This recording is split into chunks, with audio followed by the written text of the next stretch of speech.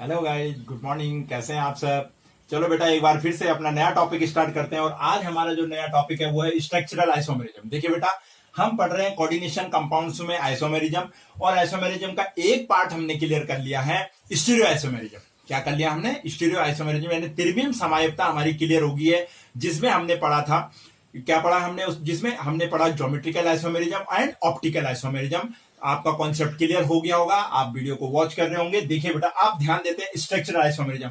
हमारे पास आइसोमेरिज्म इसी रूप में पूछी जाती है, या तो हमारे पास ज्योमेट्रिकल या ऑप्टिकल आइसोमेरिज्म पूछा जाएगा, या हमारे पास स्ट्रक्चरल आइसोमेरिज्म पूछी जाती है कि ये कितने टाइप की होती है।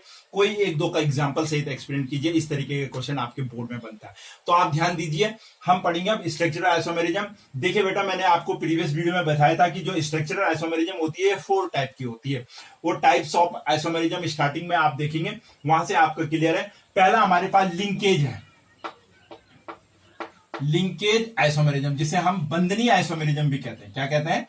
बंधनीय आइसोमेरिज्म,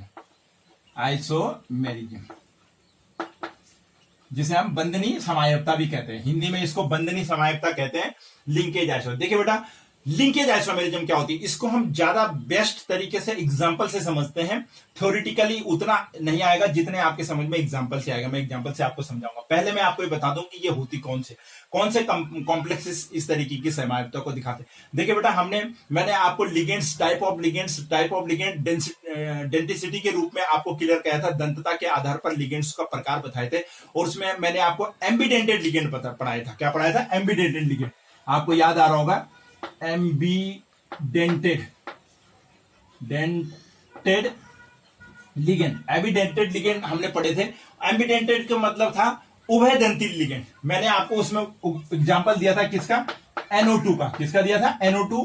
ये NO2 या ONO, ये 2 टाइप में होता है। देखिए, और एक मैंने आपको थायोसाइनाइड के दिया था, SCN का दिया था। ठीक है, SCN का दिया था। उभयदंती में क्या होता है, आपको क्लियर है कि एक ही लिगेंड एक ही टाइप में है, लेकिन उसमें डोनर कितने होंगे? 2 होंगे। 2 दाता परमाणु पाए जाएंगे। कितने दाता परमाणु? एक बार में एन डोनेट करेगा, जब एक कॉम्प्लेक्स से जुड़ेगा, किसी कॉम्प्लेक्स से एक बार में एन डोनेट करेगा, तो दूसरी बार में ओ डोनेट करेगा। जब ये NO2 के रूप में होता है, तो इसे हम कहते हैं नाइट्राइटो एन कहते हैं। ये वाला फॉर्म क्या कहलाता है? इसका एन, यानी इससे हमें पता चलता है कि इसमें एन ने डोनेट किया। जब ये ONO फॉर्म में होता है, तो इसको हम कहते हैं नाइट्राइटो ओ फॉर्म। कौन सी फॉर्म? ओ जब लिखेंगे, इट मींस इसने इस बार जब ये किसी कॉम्प्लेक्स सेंटर मेटल आयन से जुड़ा, तो O ने डोनेट किया लोन पेयर ऑफ इलेक्ट्रॉन। जब ये इस रूप में जुड़ेगा, तो N ने डोनेट किया लोन पेयर ऑफ इलेक्ट्रॉन। एम्बीडेंटेड जो कॉम्प्लेक्सेस होते हैं, लिगेंड्स होते हैं, एम्बीडेंटेड यानी एक ही लिगेंड 2 प्रकार के उसमें डोनर पाए जाते हैं। कितने प्रकार के? 2 प्रकार के। उसको हम एम्बीडेंटेड कहते हैं। उभयदंती, एक बार में N देगा तो दूसरी बार में O देगा। तो इस प्रकार के समायिकता एविडेंटली जो लिगेंड सेंटर आयन से जुड़ते हैं, तो लिंकेज आइसोमेरिज्म प्रदर्शित करते हैं। क्या करते हैं? लिंकेज आइसोमेरिज्म इनकी प्रदर्शित होती है। फॉर एग्जांपल देखिए बेटा, हमारे पास कोबाल्ट है। CO का उदाहरण लेते हैं। CO में हमारे पास यहां पर NH3 का होल 5 है हमारे पास, और यहां पर हमारे पास Cl एंड देन NO2 का होल ट्वाइस है हमारे पास, और Cl2 है। NO2 है और Cl2 है हमारे पास। देखिए, यहां पर हमारे पास कोबाल्ट है। कोबाल्ट में हमारे पास NH3 का होल 5 है, और NO2 का होल ट्वाइस है हमारे पास यहां पर इस कंडीशन में। अब देखिए बेटा, इसमें क्या है? यहां पे NO2 है। ये इसमें NO2 किस रूप में अपना lone pair of electron donate कर रहा है? देखिए, यहां पर NO2, जब NO2 नाइट्राइटो N के रूप में, जब NO2 किस रूप में होगा? नाइट्राइटो N के रूप में। किसके रूप में? नाइट्राइटो N के रूप में होता है, तो ये समायवी येलो कलर शो करता है। ये कॉम्प्लेक्स का कलर कैसे आता है? येलो कलर आता है।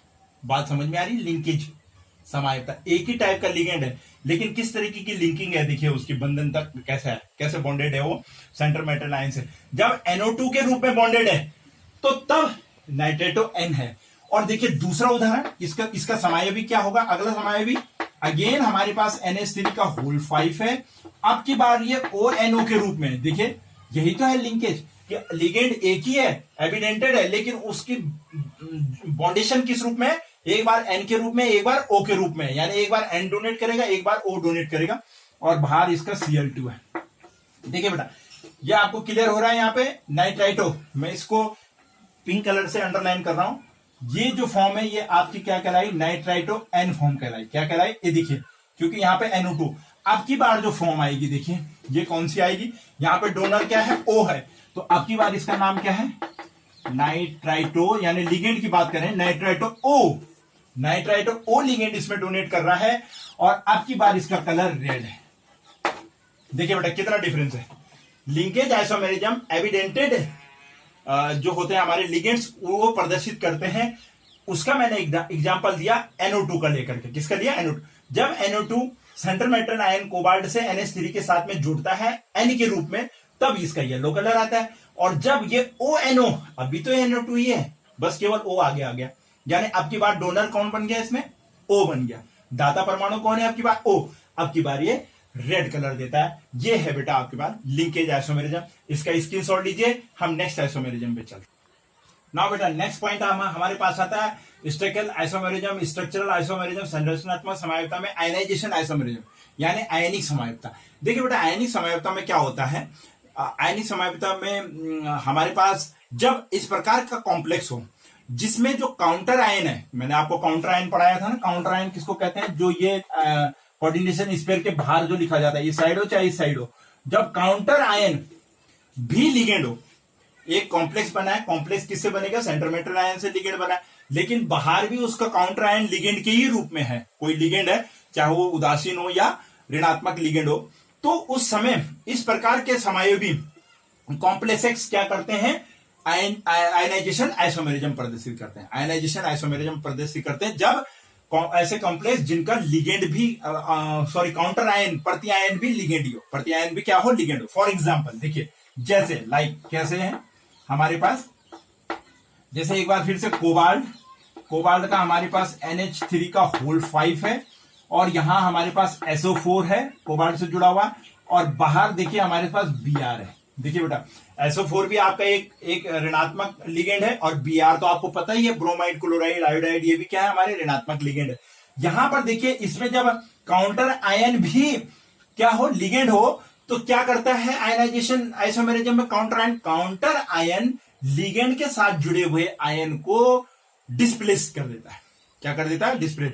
इस प्रकार के कॉम्प्लेक्स जिसमें प्रति आयन भी लिगेंड ही हो, तो वो कॉम्प्लेक्स आयन से, सेंट्रल मेटल आयन, केंद्रीय धातु परमाणु से जुड़े हुए आयन को, सेम आयन को, जो ऋणायनिक है, आयन को क्या कर देता है, डिस्प्लेस कर देता है। क्या कर देता है, डिस्प्लेस, प्रतिस्थापित कर देता है। इस प्रकार की समायवता को हम आयनाइजेशन समायवता कहते हैं। क्या कहते हैं, आयनाइजेशन। देखिए बेटा एग्जाम्पल के रूप में ये था ना Br, अभी देखिए इसका समाय भी कैसे बनेगा, CO NH3 का होल 5, अब की बार यहां Br आ जाएगा, और डिस्प्लेसमेंट कर दिया Br ने किसका, SO4 का।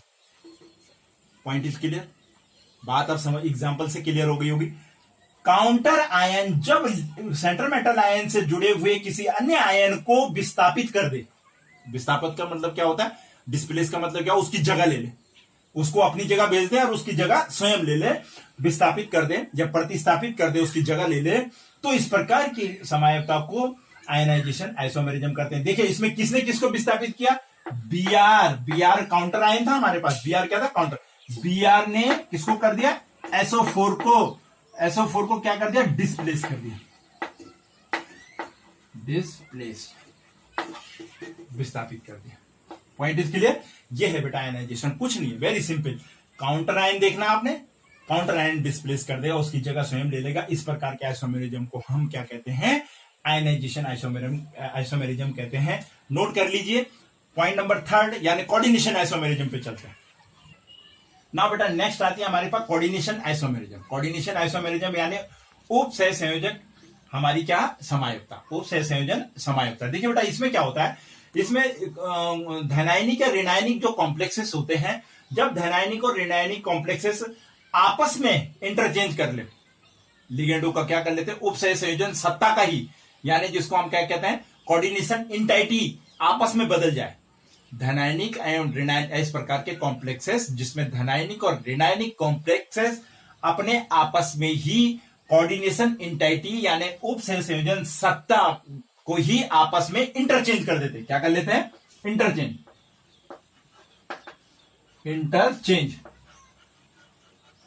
इंटरचेंज हो जाएगी। कौन सी?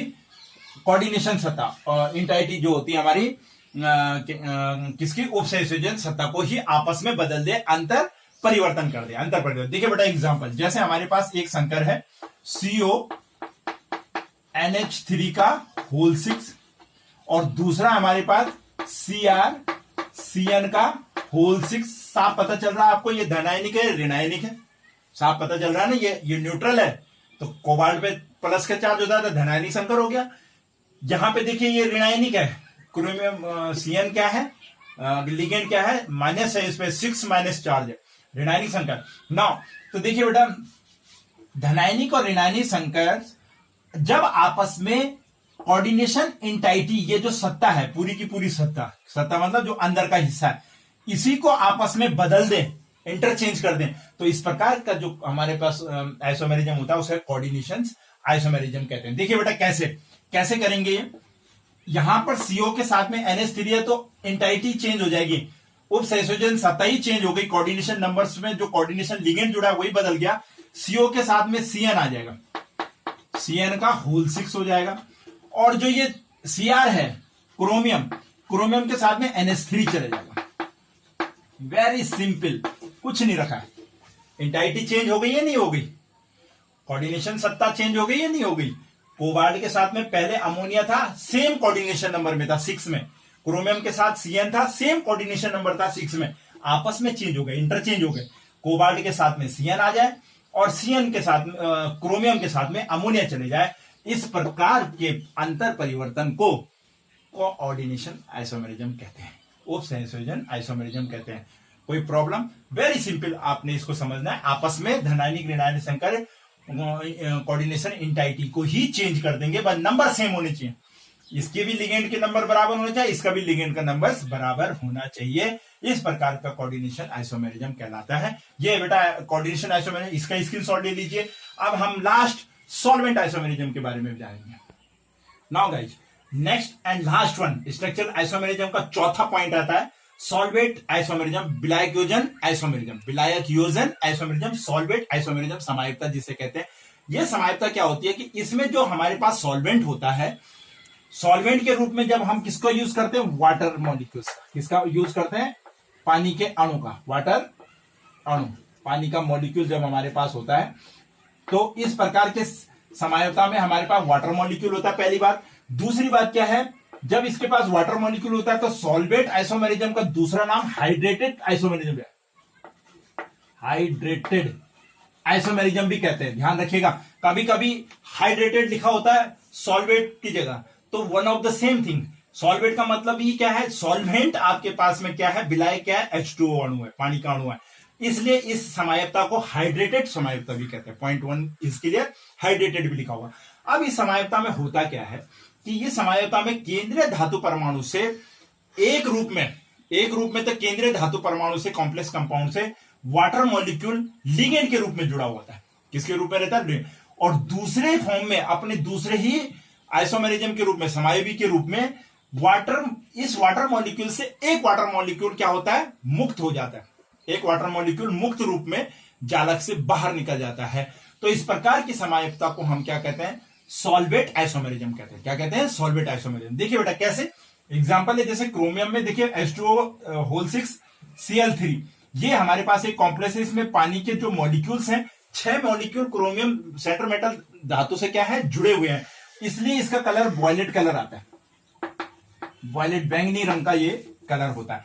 अब देखिए इसमें क्या होता है, सॉल्वेट आइसोमेरिज्म के रूप में जब इसकी आइसोमेरिज्म बनाते हैं हम, तो यहां पर एक वाटर मॉलिक्यूल बाहर निकल जाता है और देखिए डॉट H2 जालक से मुक्त हो जाता है, बस कुछ नहीं है। सॉल्वेट आइसोमेरिज्म में एक कंडीशन में सेंटर मेटल धातु से आपका हाइड्रेटेड मॉलिक्यूल जो है, पानी का मॉलिक्यूल जुड़ा हुआ होता है।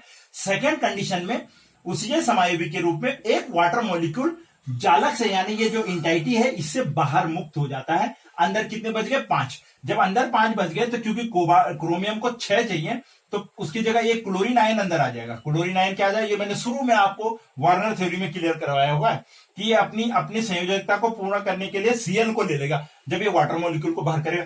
इसलिए आपकी बाहर क्या है? Cl2, एक Cl अंदर आ गया। 6 इसके पहले भी थे, 6 इसके लिगेंडों की संख्या अब भी है। इसने क्या किया? देखिए यहां ये 5 ही रह गया, 6 की जगह 5 रह गया। एक Cl यहां अंदर आ गई इसकी संयोजकता को, क्रोमियम की संयोजकता को बैलेंस करने के लिए, और वाटर मॉलिक्यूल जालक से यानी जो कोऑर्डिनेशन स्पेयर है इससे बाहर मुक्त हो गया। और अब जो इसका कलर आया ग्रे ग्रीन कलर का हो गया, ग्रे ग्रीन कलर हो गया। लगाइए, भूरा हरा टाइप का कलर इसका आ गया।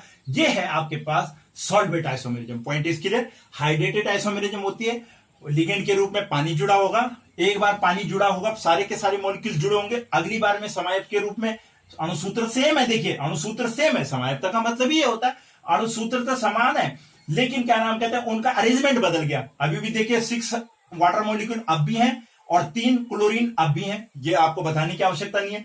लेकिन इसमें इसने वाटर मॉलिक्यूल को क्या कर दिया? मुक्त कर दिया अपने जालक से। और अब ये इसका जो कलर आया ये ग्रे ग्रीन आया। ये है आपके पास सॉल्वेट आइसोमेरिज्म। तो बेटा इस प्रकार से हमने अपना आइसोमेरिज्म का, कोऑर्डिनेशन कंपाउंड के आइसोमेरिज्म का point number 2 structural isomerism complete कर लिए। प्रीवियस वीडियो में मैंने आपको ज्योमेट्रिकल स्टीरियो आइसोमेरिज्म क्लियर कराई थी। इस वाले में मैंने आपको स्ट्रक्चरल आइसोमेरिज्म क्लियर कराई है, संरचनात्मक समयता।